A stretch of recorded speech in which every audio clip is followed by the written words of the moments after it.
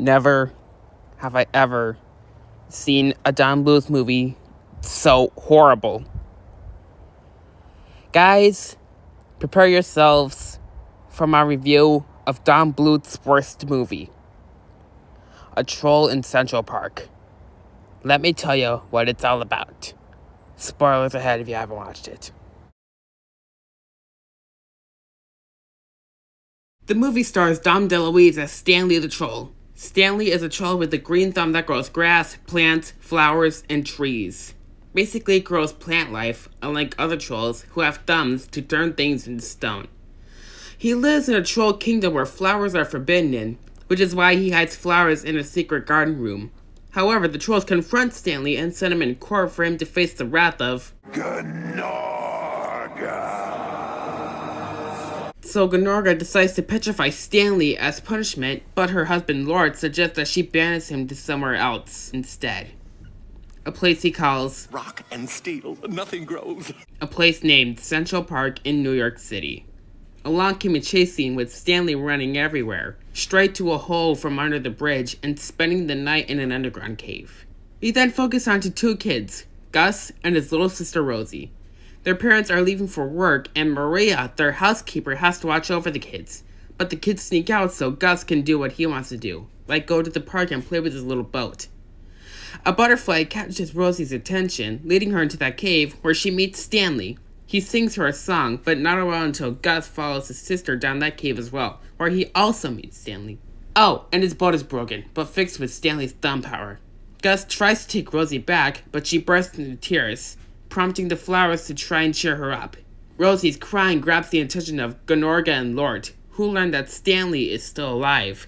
So Gnorga curses Gus to cry tears and make an ocean. That way Stanley would drown, which fails because Stanley uses his thumb to make the boat big. He then says this: Anything that's real starts with a dream. Look, Gus, see this boat? This is a dream boat. Boy, you sure like to dream a lot. He sure does. In fact, he shows Gus and Rosie how he dreams. His dreams illustrate trolls with green thumbs. Just like me. And another song sequence starts.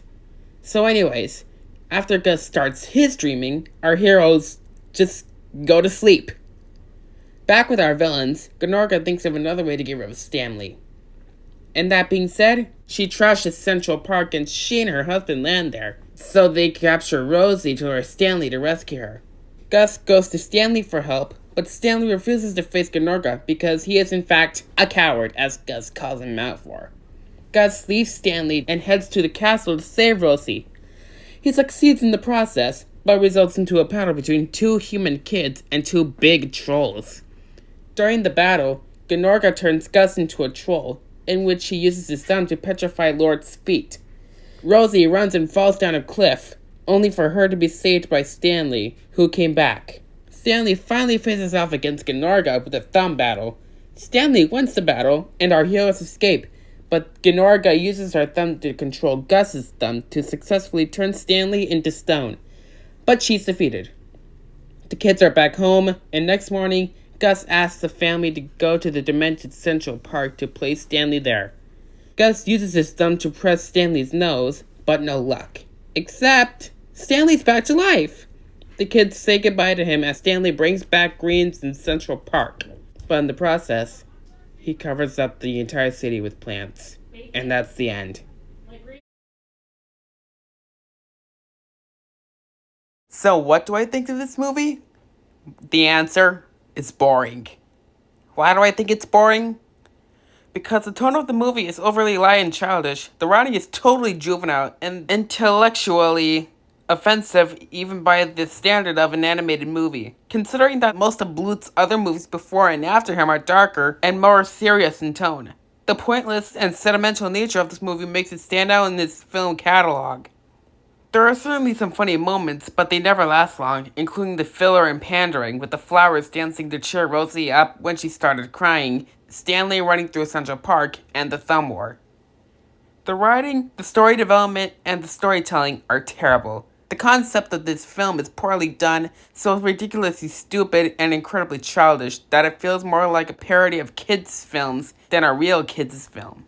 Even the characters are often completely stupid, poorly written, or generally very flat and lack anything that gives them personality. Stanley is a sappy, cowardly, idiotic, delusional, ugly, and cutesy pansy troll. His thumb was meant to create flowers, but during the tear flood scene, he used his thumb to make the boat big, which is unexplained and confusing to me. And the fact that he covered up NYC in grass and plants is actually horrifying instead of pleasing. His attraction to Rosie is totally creepy, and the songs, Absolutely Green and Welcome to My World, just have no purpose in the film. Gus is a spoiled, selfish, nasty brat who always wants to do what he wants to do. And yeah, he can often be quite as rude, like when he made Rosie cry. Speaking of Rosie, she's not that remotely unlikable, but her crying was so annoying I just had to cover my ears for this. Queen Gnorga, on the other hand, totally sucked as a villain in my opinion. She just likes life as a mean, vicious, spiteful, crummy, and hateful queen who just hates happiness and flowers without any good reason. Gnorga's husband, Lord, is a blamed fibber, cause he's set to send Stanley to a place that has no grass and flowers. But Central Park has grass and flowers. The parents are very neglectful for leaving 2 underage kids wandering around New York. And the flowers, they're annoying. And the message? Well, there are 2 messages of the film. Just stream, and demand it more if you don't get what you want. Seriously? Those are the lessons of the film? You can't dream for something to happen magically in real life. And you can't always get your own way. That's life. Those are the exact reasons of why I don't like this movie. But if you like this movie, I can handle your opinion. However, that's enough of my opinion, so let's get to the reception. Let's just say that I'm not the only one who dislikes this movie. In fact, there are some other people who dislike this movie, but not everyone dislikes it.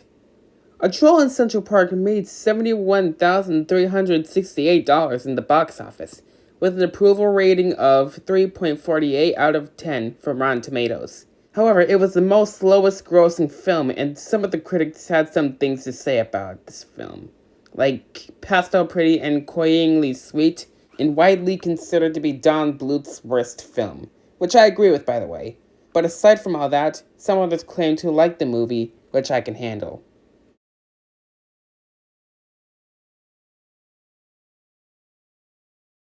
I still enjoy Don Bluth, and there are some better Don Bluth movies like An American Tail, The Land Before Time, The Secret of Nim, Anastasia, Bartok the Magnificent. Oh, and let's not forget We're Back, A Dinosaur Story. Overall, A Troll in Central Park sucked in my opinion. Stanley is my least favorite Don Bluth character, and I give this film a 1 out of 10 rating. Well, that's all there is to say about this film. I'm Joshua Lane, and this was my very first movie review video. Peace!